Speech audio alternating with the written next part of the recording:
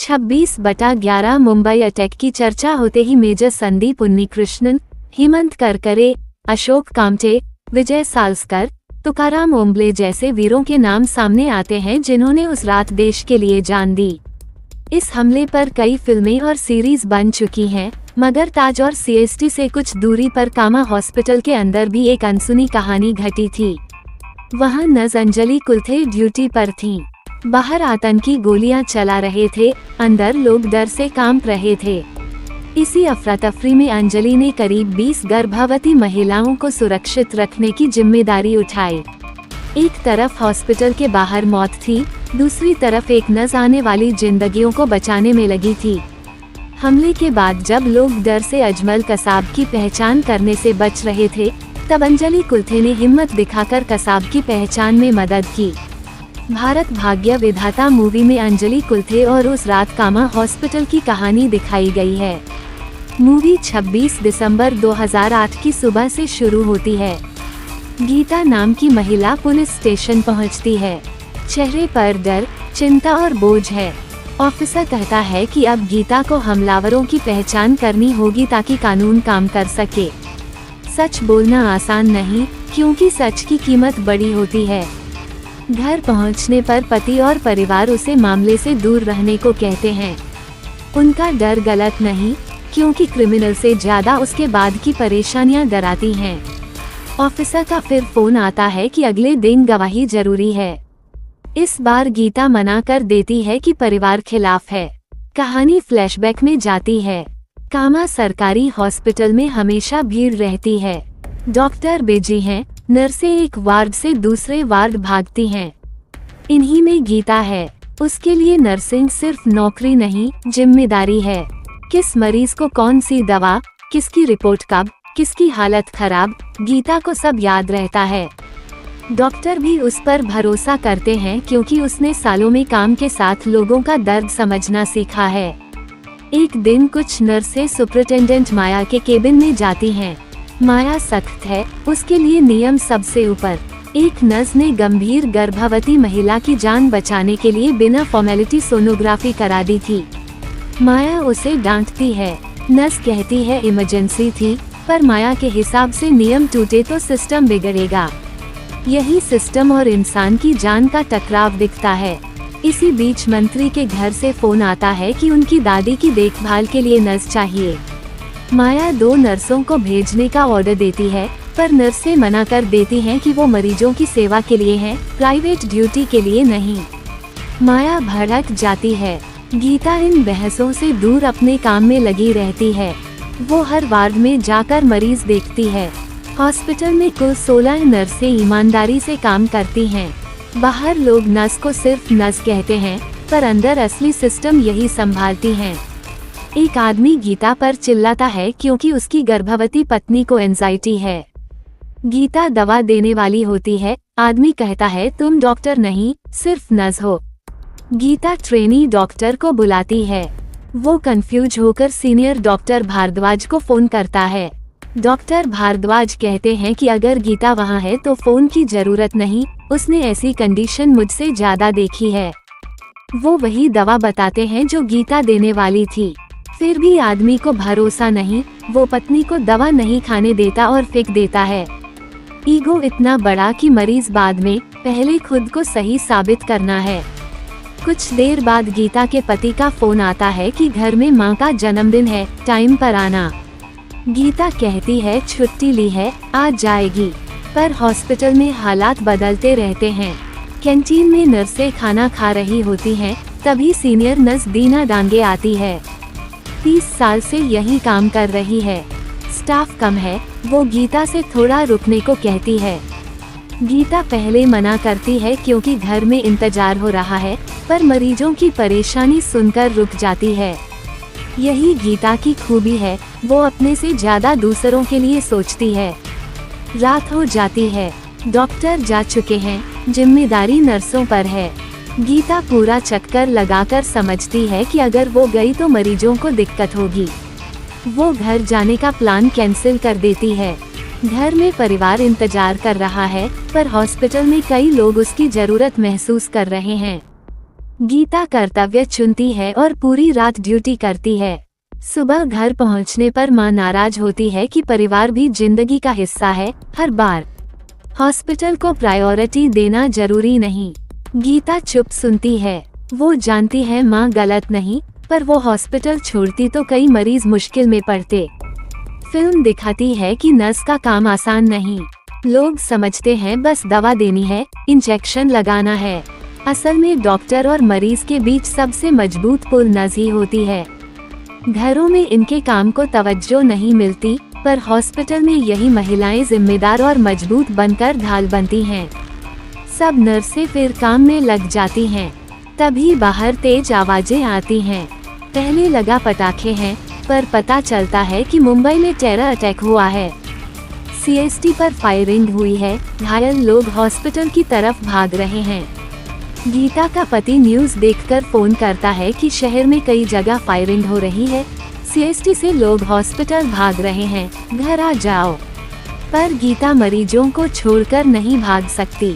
वो माया के पास जाती है। माया भी घबराई है। गीता कहती है कि लॉबी में भीड़ जमा हो रही है, संभालना पड़ेगा वरना अफरा तफरी से हालात बिगड़ेंगे। धीरे धीरे पूरे हॉस्पिटल को हमले की खबर मिलती है। कोई रो रहा है, कोई फोन कर रहा है। सबके मन में एक सवाल, बाहर क्या हो रहा है, क्या खतरा यहाँ आएगा। गीता समझती है कि अगले कुछ घंटे मुश्किल हैं। वो स्टाफ को इकट्ठा कर प्लान बनाती है। मरीजों, रिश्तेदारों और स्टाफ को अलग अलग सेफ जगह छुपाया जाएगा। लाइट बंद, दरवाजे बंद, हॉस्पिटल बाहर से खाली दिखाया जाएगा। स्टाफ तेजी से काम करता है। कोई मरीजों को सेफ रूम में ले जाता है, कोई बच्चों को चुप कराता है, कोई दरवाजे बंद करता है। हॉस्पिटल बाहर से सुनसान लगता है, पर तभी गोलियों की आवाज पास आने लगती है। 2 आतंकी हॉस्पिटल में घुस जाते हैं। गेट पर सिक्योरिटी गार्ड रोकने की कोशिश करता है, पर फायरिंग में शहीद हो जाता है। अब अंदर हर इंसान की सांस अटकी है। छोटी आवाज भी मौत बुला सकती है। कोई बाथरूम में, कोई स्टोर रूम में, कोई ऑपरेशन थिएटर में, कोई लिफ्ट में छिपा है।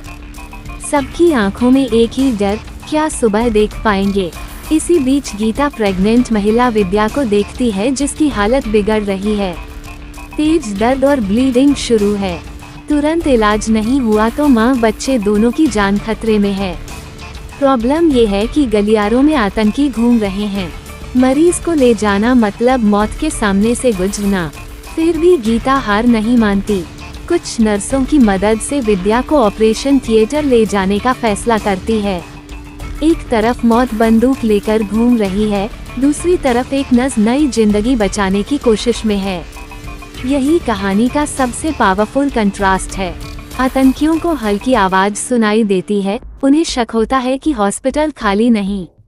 वो हर फ्लो की तलाशी लेने लगते हैं, हलचल पर फायरिंग शुरू कर देते हैं। इसी बीच गीता के पति का फिर फोन आता है। गीता बस कहती है कि टेररिस्ट अंदर आ चुके हैं, अब फोन मत करना। बाहर बैठा इंसान कुछ नहीं कर सकता, अंदर गीता मौत के बीच मरीज बचा रही है। गीता विद्या को सीढ़ियों से ऊपर ले जाती है क्योंकि लिफ्ट बंद है। ये खतरनाक है क्योंकि आतंकी ज्यादा दूर नहीं। जैसे तैसे वो ऑपरेशन थिएटर पहुंच जाती है। तभी पुलिस हॉस्पिटल पहुंचती है और फायरिंग शुरू करती है, पर आतंकियों के पास ग्रेनेड हैं। ग्रेनेड फेंकने से पुलिस वाले घायल हो जाते हैं। हालात काबू में नहीं। ऑपरेशन थिएटर में नई दिक्कत है। डिलीवरी का सामान पूरा नहीं। बाहर गोलियां, अंदर लिमिटेड सामान और बच्चा किसी भी वक्त हो सकता है। पर गीता और साथी नर्सें हार नहीं मानती। जो अवेलेबल है उसी से काम शुरू करती हैं। ब्लेड मिलता है जिसे कैंडल की आग में गर्म करके सेफ किया जाता है। एक तरफ कुछ लोग जिंदगी खत्म करने आए हैं, दूसरी तरफ कुछ लोग उसी रात नई जिंदगी लाने की कोशिश में हैं। आखिरकार विद्या सेफली बच्चे को जन्म देती है। इसके बाद गीता सोचती है कि अगर आतंकी नीचे आए तो यहाँ के लोग मारे जाएंगे, बाहर गए तो बाहर के लोग मरेंगे। वो उन्हें वहीं ब्लॉक करने का प्लान बनाती है। लकड़ी, फर्नीचर और भारी सामान सीढ़ियों में लगाकर रास्ता बंद करवाती है। पुलिस का प्रेशर बढ़ता है, आतंकियों के पास ऑप्शन कम बचते हैं। आखिरकार वो छत की तरफ भागते हैं और पाइप की मदद से नीचे उतरकर हॉस्पिटल से निकल जाते हैं। घंटों का खौफनाक दौर खत्म होता है। पुलिस हॉस्पिटल को सेफ घोषित करती है। लोग छिपी जगहों से निकलते हैं। कोई रो रहा है, कोई परिवार को गले लगा रहा है, कोई शुक्रिया कर रहा है। सुबह की रोशनी के साथ हॉस्पिटल में नई शुरुआत होती है। रात का डर किसी के दिल से नहीं मिटेगा। कुछ समय बाद सभी नर्सें और स्टाफ घर लौटते हैं। परिवार इमोशनल हो जाते हैं। गीता भी घर पहुंचती है। परिवार राहत की सांस लेता है। पर कहानी खत्म नहीं होती। कुछ दिन बाद पुलिस गवाहों को बुलाती है ताकि हमलावरों की पहचान हो सके। ज्यादातर लोग डर से पीछे हटना चाहते हैं, कोर्ट केस की परेशानी से डरते हैं। गीता भी पहले डरती है, परिवार रोकता है, पर आखिरकार समझ जाती है कि अगर सच देखने वाले चुप रहे तो इंसाफ कैसे मिलेगा। गीता हिम्मत करती है, पुलिस स्टेशन जाती है, बयान देती है और क्रिमिनल्स की पहचान करती है। कानून अपना काम करता है, दोषियों को सजा मिलती है। फिल्म एक कड़वी बात भी दिखाती है। जिन लोगों ने असली बहादुरी दिखाई उन्हें उतनी पहचान नहीं मिली जितनी मिलनी चाहिए थी। दीना डांगे को अवार्ड मिलता है जबकि उस रात वो हॉस्पिटल में मौजूद नहीं थी। पर गीता को फर्क नहीं पड़ता। उसके हिसाब से दीना ने 30 साल काम किया है, रिस्पेक्ट डिजर्व करती है। गीता के लिए असली जीत अवार्ड नहीं, असली जीत यह है कि उस रात सैकड़ों लोग जिंदा बच गए। वो कहती है कि वो तालियों के लिए नहीं, जिंदगी बचाने के लिए काम करती है। असली हीरो हमेशा बंदूक लेकर नहीं आते।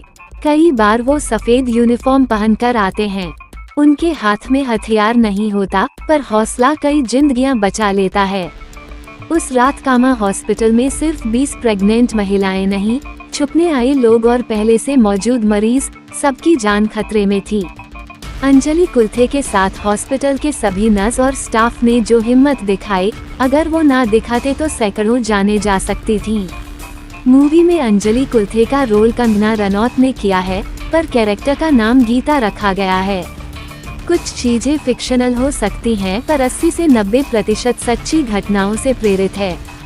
कहानी का बैलेंस असल में उस रात के बाद शुरू होता है जब गोलियां थम जाती हैं, पर सवाल बाकी रह जाते हैं।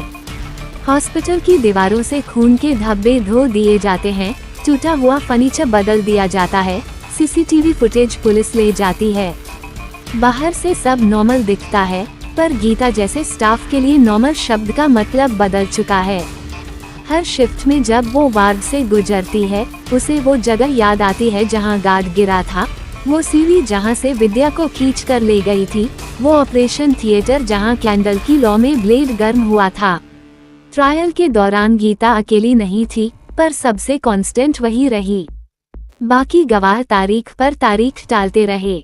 कोई बीमार हो गया, कोई शहर से बाहर चला गया। गीता हर पेशी पर पहुंची। वकील जब क्रॉस एग्जामिन में पूछते कि इतने धमाकों में चेहरा कैसे याद रहा, गीता कहती कि जब मौत 2 कदम पर खड़ी हो तो आंखें सब रिकॉर्ड कर लेती हैं। कसाब को उम्र कैद नहीं, फांसी हुई। फैसला सुनकर गीता ने मिठाई नहीं बांटी, घर आकर बस चुपचाप सो गई। उसके लिए इंसाफ का मतलब बदला नहीं, क्लोजर था। माया का किरदार धीरे धीरे बदलता है। अटैक वाली रात उसकी सख्ती पिघल गई थी। वो ऑर्डर देने की जगह गीता के ऑर्डर मान रही थी। अब वो हर महीने मॉक ड्रिल करवाती है, नर्सों को इमरजेंसी डिसीजन लेने की ट्रेनिंग देती है। फाइल में लिखती है कि प्रोटोकॉल जरूरी है, पर प्रोटोकॉल से पहले पेशेंट। दीना डांगे को मिला अवार्ड मीडिया में छाया रहा। अखबारों में फोटो छपी, मंत्री ने शॉल ओढ़ाए। दीना ने स्टेज पर गीता का नाम तक नहीं लिया, पर उसी दीना ने रिटायरमेंट के दिन गीता को कैबिन में बुलाकर एक लिफाफा दिया। अंदर उसके 30 साल के सर्विस के सारे सर्टिफिकेट थे और एक चिट्ठी। उस रात मैं यहाँ नहीं थी, पर तुम थी। ये कागज मेरे हैं, इज्जत तुम्हारी। गीता ने चिट्ठी पढ़कर दराज में रख दी। घर नहीं ले गई। विद्या का बेटा अब स्कूल जाता है। हर बर्थडे पर विद्या हॉस्पिटल आती है, गीता के लिए मिठाई लाती है। वो लड़का गीता को मौसी कहता है। एक बार उसने पूछा कि मम्मी कहती है आपने मुझे बचाया था। गीता ने कहा कि तुम खुद लड़े थे, मैं तो बस साथ खड़ी थी। यही बैलेंस है गीता का, क्रेडिट नहीं लेती पर रिस्पॉन्सिबिलिटी से भागती भी नहीं। वो आदमी जिसने दवा फेंक दी थी, 1 साल बाद कैंसर वार्ड में एडमिट हुआ। उसकी पत्नी अब नहीं रही। लास्ट स्टेज पर जब दर्द बर्दाश्त नहीं हुआ तो उसने गीता का हाथ पकड़ लिया। सॉरी नहीं बोला, बस आंखें बंद करके लेटा रहा। गीता ने ड्रिप एडजस्ट की। ईगो और गिल्ट का बैलेंस मौत के सामने खुद ब खुद हो जाता है। फिल्म सबसे बड़ा सवाल सिस्टम पर उठाती है। 26/11 के बाद कामा हॉस्पिटल में सिक्योरिटी बढ़ी, मेटल डिटेक्टर लगे, गार्ड की संख्या डबल हुई, पर नर्सों की सैलरी वही रही। शिफ्ट 12 घंटे की रही। सरकार ने शहीदों के परिवार को पैसा दिया, पर उस गार्ड के परिवार को क्लर्क की नौकरी के लिए भी 3 साल लड़ना पड़ा जिसने गेट पर जान दी थी। गीता ये सब देखती है पर इस्तीफा नहीं देती, क्योंकि वो जानती है कि सिस्टम छोड़ा तो अगली विद्या को कौन बचाएगा। आखिरी सीन में गीता नाइट शिफ्ट खत्म करके निकलती है। सुबह के 6 बजे हैं। हॉस्पिटल के गेट पर वही जगह जहां गार्ड गिरा था, वहां अब एक छोटी सी नेम प्लेट है। ज्यादातर लोग बिना पढ़े निकल जाते हैं। गीता हर दिन 1 सेकंड रुककर देखती है, फिर आगे बढ़ जाती है। घर पहुंचकर बेटी का टिफिन पैक करती है, पति के लिए चाय बनाती है, माँ की दवाई निकालती है। भारत भाग्य विधाता का बैलेंस यही है कि देश सिर्फ बॉर्डर पर जवानों से नहीं बनता, हॉस्पिटल के कॉरिडोर में नर्सों से भी बनता है। 26/11 की रात ताज की आग सबने देखी, कामा की खामोशी बहुत कम लोगों ने सुनी।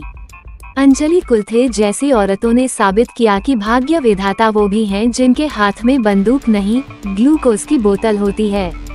वो तालियों के लिए नहीं लड़ती, पर उनकी खामोशी की गूंज उन 20 बच्चों की हंसी में है जो आज जिंदा हैं। और शायद यही सबसे बड़ा बैलेंस है, याद रखे गए हीरो और भुला दिए गए फरिश्तों के बीच।